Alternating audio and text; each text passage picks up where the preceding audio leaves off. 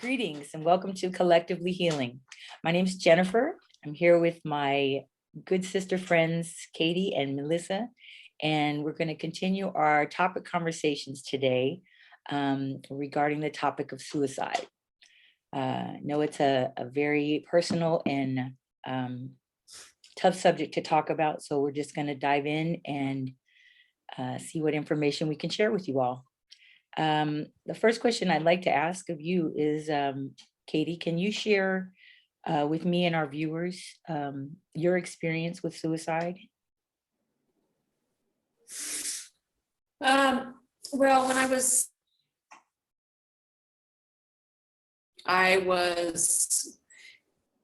in a relationship and I had moved out and I was going through a difficult time in that relationship. And my parents pretty much told me, you're on your own, you got yourself into this, figure it out. And so during that time, I just really felt alone, like there was no answer except for me leaving this planet. And I took a whole bunch of ibuprofen. And my brother found me on the floor, passed out in my bathroom. And I was taken and had my stomach pumped. And then there was, a lot of experiences that I had, after that I shared earlier in my other recording about how all of the memories that I had repressed for my feelings toward my father had all come back to me. Of how much I cared for him, what a big part he was in my life. And then there were several times after that where the feeling would cross my mind still of, would it be better if I wasn't here? Would things be easier? And I would say the biggest thing that happened was when I was in the hospital getting my stomach pumped. I remember my mom standing at the foot of the bed and saying, I can't believe that you would do this to me. You're such a selfish bitch.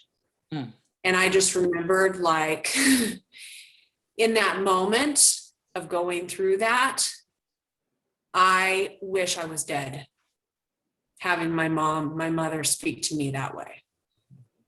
And then when I was released, I had two options: to either go to a mental institution or go and stay with my mom. I chose to go and stay with my mom. And it was like ridicule after ridicule after ridicule. It was awful. It was an awful experience. But I don't know. I don't really know what I gained from it.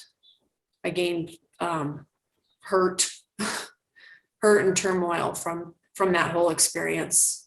I'm grateful that I'm grateful that I survived, because I've had a really great life, and I've had, children, and so had I died when I was 18, none of that stuff would have come to fruition. So I'm grateful to be here today. We're grateful too. We're grateful. Missy, can you share with me and the viewers your experiences with suicide? Any personal experiences? My first attempt was when I was 16 years old. Being molested as a younger child, being mentally abused, just set me off into a very bad course in life. No guidance, or anything. So I was just I was tired of it. I was tired of all the disappointment in my life at that already at 16. So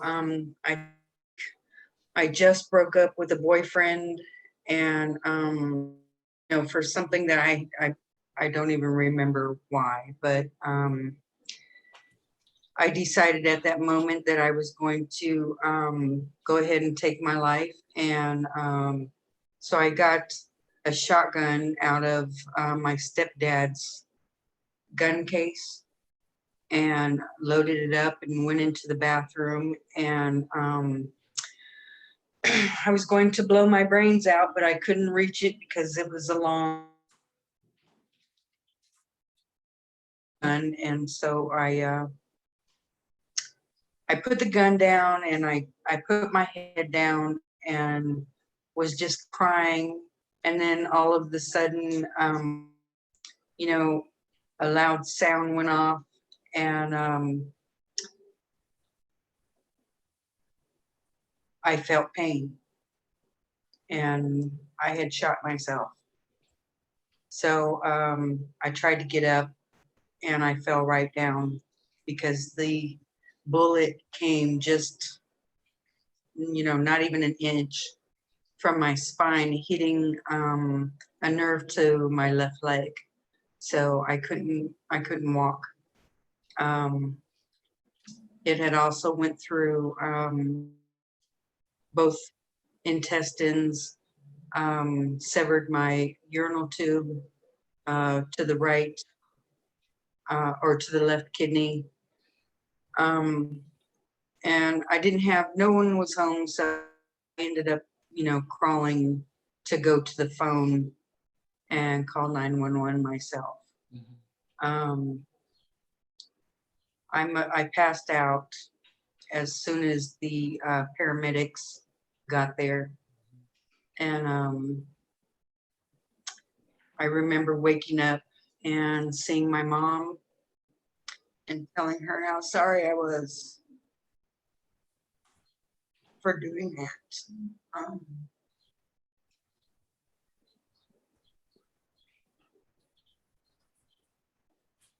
I don't think, I don't think we ever spoke on it after. Mm. I think, no, I take that back. We did. And that's when she understood, everything. I told her everything later in life. Mhm. I ended up going to a mental institution for that. And after that, it was my mom watching me, everything I did. Mhm. Um, we were at a friend's house, and uh, I took a pill, and man, she ran me to the rehab. Every little thing, it was to the rehab. So I got real good at bull crapping my way with the psychiatrists and stuff, so that way I can get out. You Mhm. know, Mhm. um, I tried hanging myself one time. Um, tried cutting my wrists, and then years later, um, after having the kids, that kind of took my mind off of that. But when I got into my last marriage, and that wasn't working out very well, um, my kids and my husband and myself were back at my mom's house. And of course, due to the arguing and fighting, my mom told me that we had to go. With 3 kids and him, beating on me and telling me to get out. That was very hard. I didn't know where to go or what to do. And I ended up moving my family a Motel 6. for a couple months, and that just, and at that time I was taking all kinds of medications because I couldn't deal. I trying to deal with depression, trying to deal with stress, and my ex, and he wasn't helping any. So I decided to just go ahead and end it, and that my kids would be better off with their father. Breathe, mama, breathe.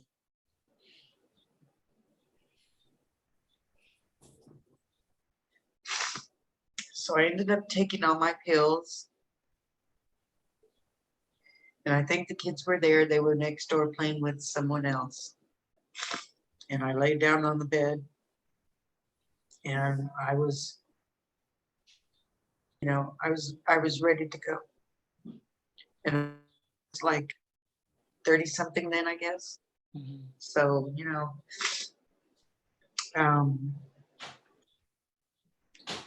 and he's the one who saved me. He's the one, my ex-husband was the one who brought me back. I don't know how or what he did, but I just remember waking up and asking him, what the hell did you do? Why did you do that? Mhm. And being angry, because it didn't work. Again, it didn't work. Yeah. So, after that, I just took it as I'm meant to be here for some reason, and, um, and so I had to go and find that reason. And, even a couple years later in my 40s, I still thought about it. Um, not making the right choices, and getting into other relationships that just didn't work out. Job's not working out. Life's just not working out the way that I was thinking that it was supposed to work out. So I finally eventually had to, give up and let go, and just let God take over and guide me, because, Yeah. man, my picker was broken. I was broken, and I didn't know how to fix myself. I knew that attempting suicide just wasn't it, because I couldn't even do that. So uh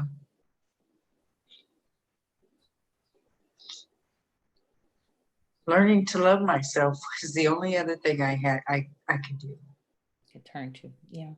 And knowing that now I have a purpose in helping people, and telling my story can help someone, and that's what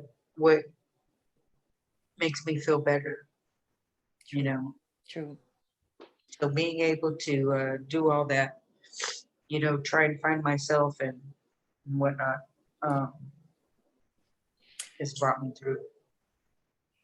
I don't personally have a personal experience. I think I have felt suicidal. I've never attempted, but I have felt hopeless and lost. And I think how my manifested was in self-destructive behavior. Yeah. And just putting myself in places I should not have been, around people I should not have been around.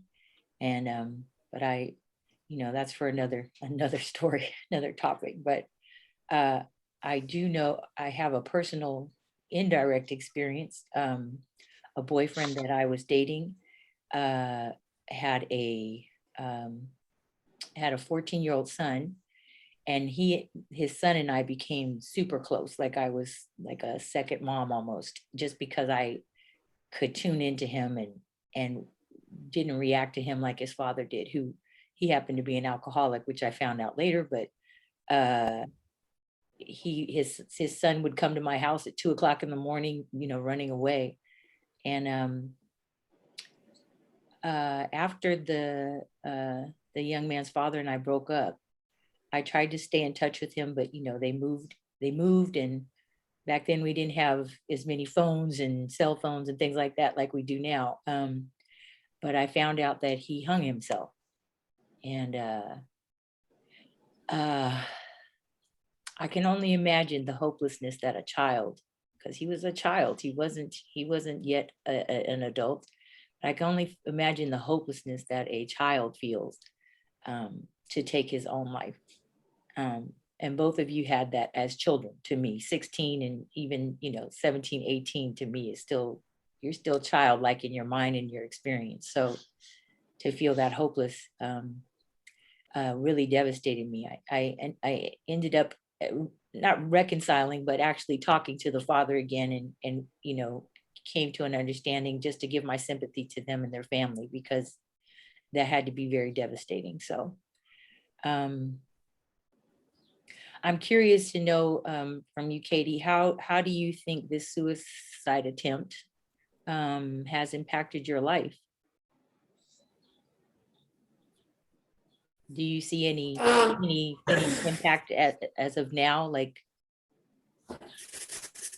Well, it had a huge impact on my life. Not only did I go through that, I experienced my stepson killing himself at 16 and finding him hanging. And I think it's the whole thing, all of these different experiences that I've had personally have made me realize, everybody I hear talking about suicide, they're like, oh, the person's so selfish. And it really triggers me. Like I instantly get pissed off when I hear people say that, because I'm like, suicide is not selfish. It's actually selfless. The person that decides to make this choice, it has nothing to do with really anybody around them. It's that they don't want to be here anymore. They don't want to be on this earth anymore. They don't know how to deal or cope with the emotions that they're feeling. And it's about having the support that they're needing at the time. right. And so often, instead of reaching out, we don't. We go inward. We don't want to reach out. We don't want to be vulnerable. We don't want people to know what our feelings or thoughts are, because there is such a stigma around suicide. Yep. So I'd say that's the biggest lesson that I learned through going through what I went through, is that these stigmas and these generalizations about people that end up ending their lives, or people that have tried to end their lives, they need to be gone. They need to be Absolutely. taken away and opened up and talked about. Absolutely. I mean, I agree with you 100%.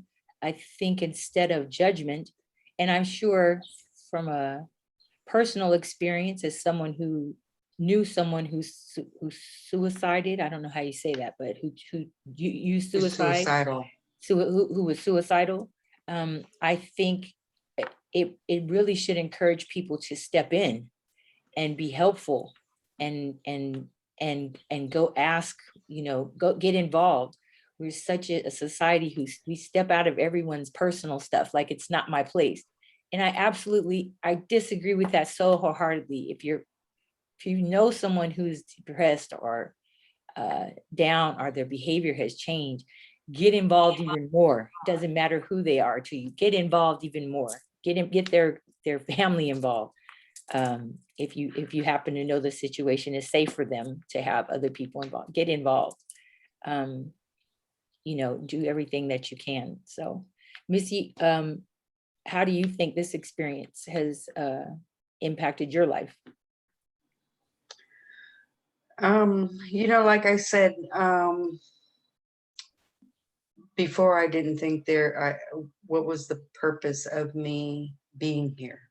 Mhm. I remember arguing with my mom at one point in time, telling her, I didn't ask to be here. Right.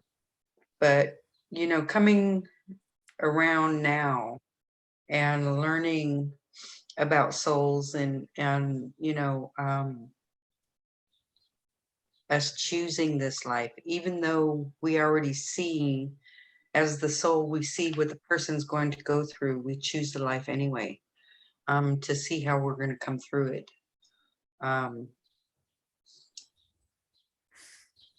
Just, I think I went through everything to say to somebody now that I beat myself. I won. The being won instead of the trauma. Experience. So, I didn't come through as an addict and, giving up and letting something else take over me, and winning. I beat it. And I think that's what that's what I want to pass on. You can get through this. Absolutely. You don't have to be your trauma. Or let your Learn- trauma beat you. Right, Yeah. right. You can, yeah. Let it go. Let it go and be in this moment and just realize that you can help somebody else with what you went through. There's somebody out there who is waiting for you, to hear from you, or to just be on this, to listen to the video Mhm. and say, man, they're talking to me. Yeah. They're saying exactly how I feel. I need to reach out, so that's what I think I got out of this. Katie, do you feel you have been able to work through this trauma? Yeah, I do. I feel like it's something that I have to constantly remind myself of, though. I have to constantly keep myself in check that just like the other experiences, I feel like I have to remind myself that I'm important, that I matter, that I do have a purpose. And I think that was the biggest thing for me, with the suicide piece, was not feeling that I had a purpose, not knowing what my purpose was. Why am I here? What am I doing? And so, yeah, I feel like I am still actively working through it. I actively have to remind myself. How Go about you, through Mindy? How do you feel? Do you feel you have been able to work through the trauma? Definitely. In my latter years, I've learned that everything is a lesson, and you either use it to strengthen you, to get through everything, or you allow it to take over. And I never wanted anything to control me in any kind of way. Mhm. So any tough situations, I just pull your big pennies up and keep on going. Yeah. Because a life isn't worth it.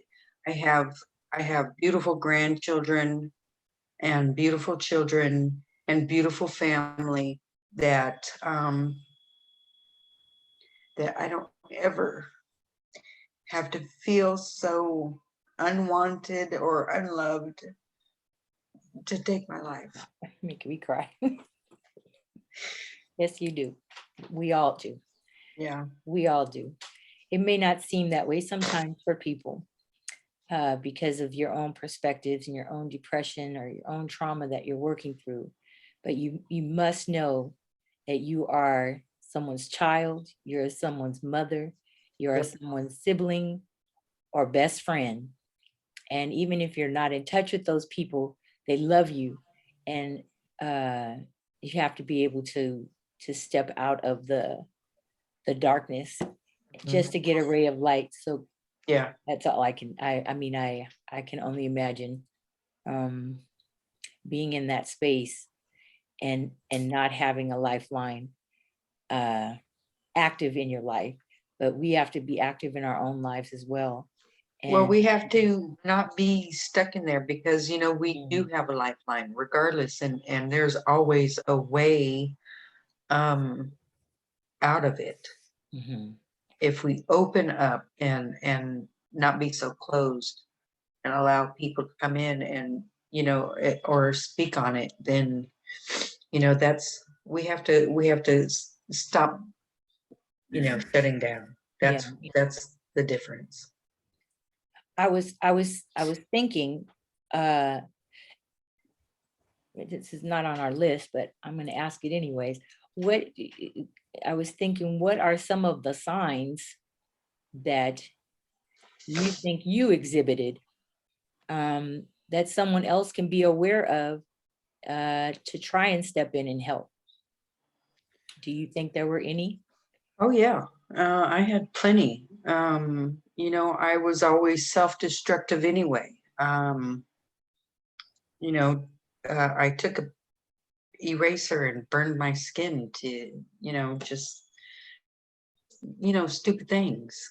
Self-destruction, um, alcohol, drinking, you know, at such a young age, and trying drugs at such a young age. Mhm. You know, always fighting. Man, I was always getting suspended for fighting because I had such an anger problem.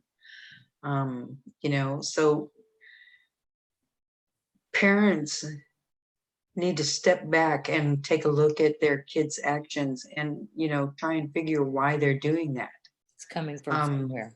it's Mhm. coming from somewhere, exactly. Yeah. You know, I taught, I I tried to do everything so differently with my kids so that way not once would they ever feel like that.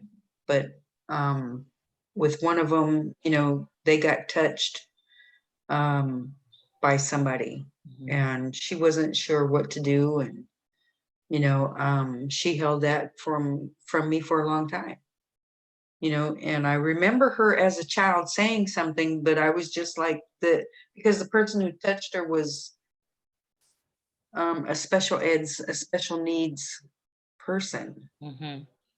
that I just kind of blew it off. You know, Kayla, she doesn't know any better, you know, Mhm. just don't go by her anymore, you know, because she doesn't know you know, I remember explaining to her that the girl didn't understand really what she was doing and that it wasn't wrong. I mean, that it was wrong, you know. So, but coming, you know, that kind of messed with her a little bit too. So, because finding out later that, you know, she did it more than one time. So, um,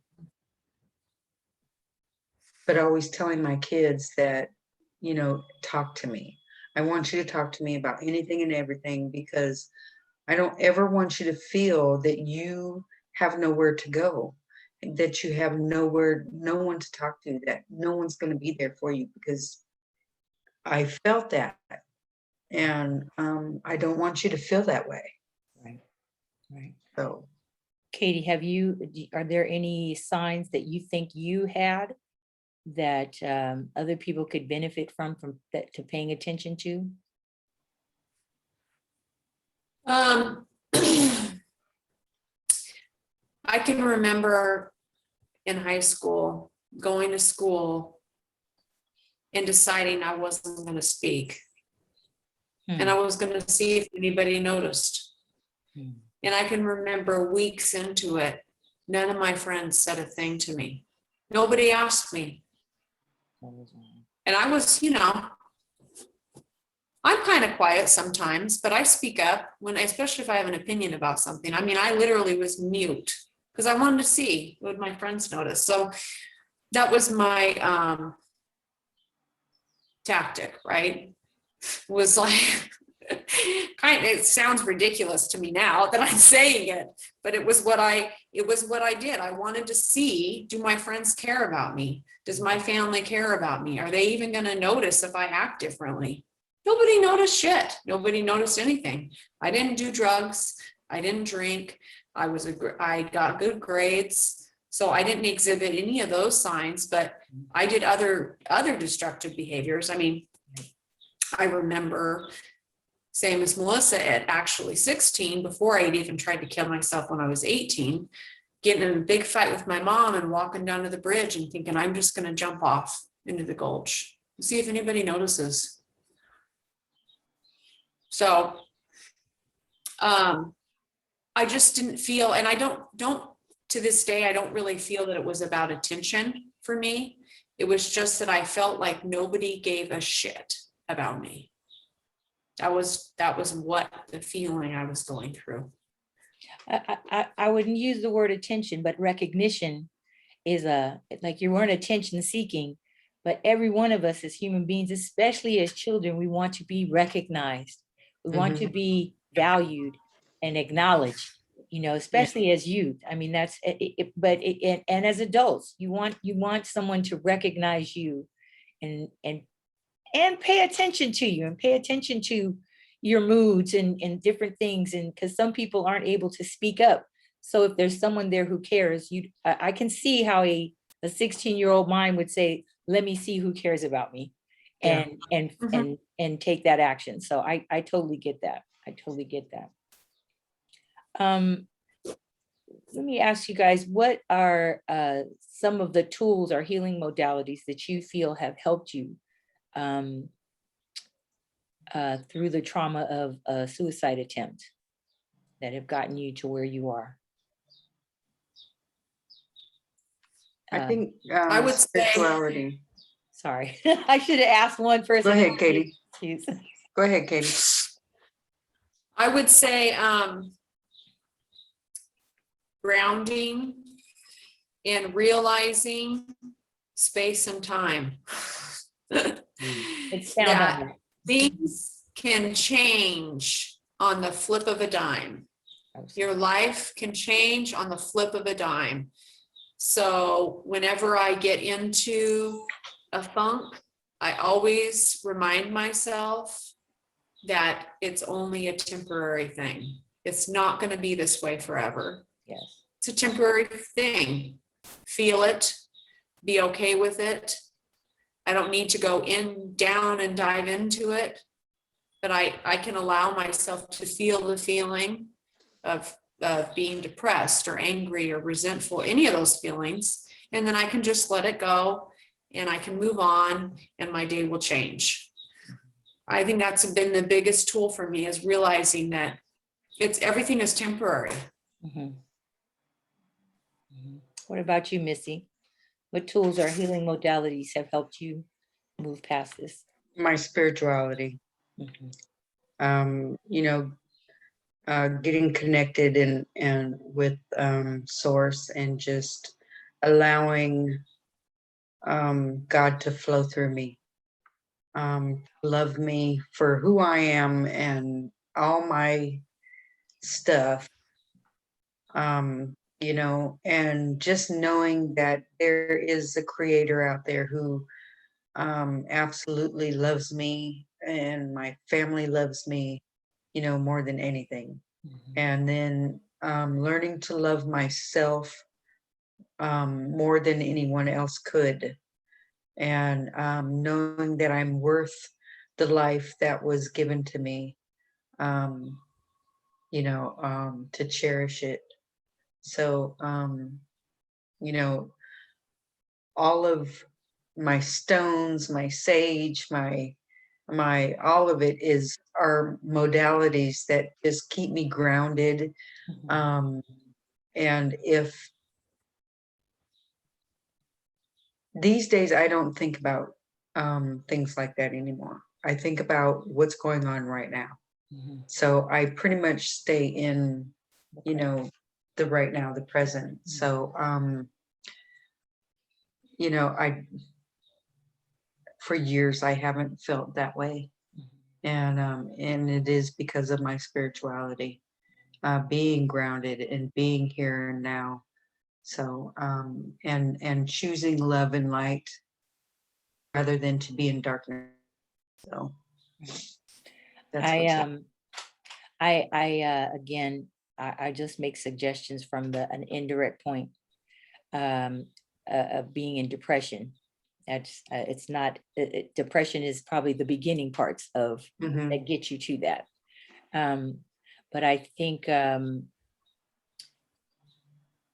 talking to my sister friends and revealing what was going on in my mind and where I felt like I had failed or wasn't living up to what I was supposed to be doing, but talking to you guys, talking to my mother, and talking to my peer group, and a therapy. And I mean, not all therapy is for everyone, but I'm telling you, when you get a good therapist and can release some of these things that you have not shared with others, um, knowing that this is a non-biased eye and ear who are not going to judge you and are just there to receive what you have to say and help you get perspective on things, because therapy doesn't give you answers at all. Don't expect that. What Mhm. therapy really does is it helps you um, put things into perspective, in the right perspective, and not to be seeing things from I'm looking out of the bottom of the barrel, or the edge of the wheel, and I just keep spinning, to help you get into a balanced mindset, to help you see things for what they really are. And as Katie was saying, let them pass through you and move forward through them, and don't sit and dwell in them. Um, and another thing I would suggest is, if you are in a depression, help other people. I don't know Yeah. how many times my mother used to tell me this when I was young, and it didn't take, I didn't understand it because I was too self-centered and kind of in my own way. But when I finally got it, when you step out and you start helping other people, Mhm. just to get your mind off of whatever is going on, I'm telling Yeah. you, it really brings you back to present. Yeah. Mhm. And to, I hate to say this, but it's true. Some people have it really worse off than you. Yeah. And Yeah. and to put yourself in a position to help wherever you can, I would just, suggest that, to step out and I know people feel vulnerable when they're feeling suicidal, but make yourself feel vulnerable again and tell someone, Yeah. because you never know who will be able to help you, even if it's a stranger. Let me tell you, there are people out there there are angels walking amongst us. Yeah. And so find someone that will receive you and help, give you some light at the end of the tunnel. And for Uh, those who are watching, if if you're in that place now, reach out to one of us, send a message, and we'll be glad to talk to you and listen and just hear where you are. And if we can figure out a way to help you out of it, then that's what we're here for. right. Yeah. Or help So you just research avenues where you're yeah. located. I mean, this is a Mhm. great time and space we're in with technology, Yeah. that you can get therapy on your phone. You can reach Right. out to your kids, your parents, your family members, via Mhm. Zoom or FaceTime or Right. whatever other things. But connection is the key to me. Connection is key. Right. And being alone leaves you in a very lonely space. So having someone who's by your side, and knowing that they're there for you, you can find it. You can find it. We're Yeah. here. We're And here. no judgment, no, no nothing, just an ear to listen. Absolutely. Absolutely. Yep. Um, I have one more question for you, ladies. What do you envision in your future, um, regarding life and overcoming suicidal attempts or ideations? How do you see your future from that? Katie, excuse me. Oh, my. You're, you're- That's a big question. You know, I guess my hope would be that people would feel supported no matter what. That I could be that pillar for somebody else that's feeling that way, because that is the worst feeling in the world, to feel alone. And I just want to be able to be open to people coming and speaking and making contact with me if they feel drawn to or want to, so I can help support people. Missy, what do you So that's what I envision? see for my future, I guess, helping lots of people. Yes, good, good. Sorry. There was a lag and pause on here, so I kept going, excuse me. I'm new to the host section, you pardon me. So, Missy, what do you envision for your future in passing the obstacle of a suicide attempt in your past? Living my best life, because I've already started it, and knowing, I think it started about 5 or so years ago. Man, people just started flocking to me when I stepped out of religion, stepped out of that, and let go of all that past life, and started walking from here, in this moment forward. My light just shined, and people were flocking to me, and still do, for guidance. So that is what I'm here for, to help others, help pull them out of that. Yes. Absolutely. And getting into, loving themselves, and knowing that they are not their trauma, they are not their thoughts, and trying to just teach them how to redirect themselves. Not me telling somebody you should do it. No, it's, hey, this is how I did it, so maybe you could do the same thing, and use all the modalities. Find you a Muji, find you a Inspirational speaker. somebody, or someone. inspiration, right, Mhm, to help you do that. mhm. So and just, I'm looking forward to, building a structure so others can come and find that peace, um, and figure out where their life is going to go from that moment forward. Absolutely. So that's how I see things. A lot of what I'm taking in and meditating about and personally reflecting on is that even in our darkest moments, like, we can have a life beyond our imaginings. There is a life out there for you. Yeah. Beyond your dreams. There are things that you can do and come to do that will fulfill you and show you purpose and show you what your purpose is. Yeah. So don't give up. Reach out. Yeah. Touch base with us. Touch base with your family. Touch base with a counselor. If you have to, call the National Suicide Hotline, which we'll make available. I mean, whatever you have to do to make one step towards, a glorious future. The universe will respond in kind. So Yeah. please know that. Ladies, I want to thank you for trusting me with the hosting duties today.